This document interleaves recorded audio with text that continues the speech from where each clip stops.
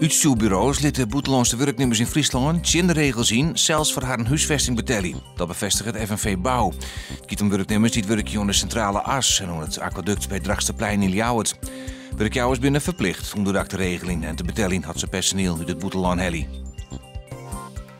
26 werknemers van het zorgcentrum De Batting in Haas maar op ziek naar oorwerk. Het gaat om mensen die nou nog lichte zorgtaken uitvieren. Omdat de bewoners van het zorgcentrum verlet hebben van heel dit complexere zorg, ben ik meer echte verpleegkundigen nodig. De 100 medewerkers van Brinks hebben een sociaal plan. De vakbonden hebben een akkoord bereikt met de yield-transporteur.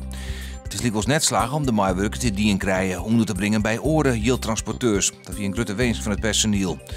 Wel binnen de pensioenrechten veilig stelt en binnen de WW-rechten volle beter als jeder. Joen en vannacht kleert het op. Het vriest een graad 4 en er staat een matige en eerste wien.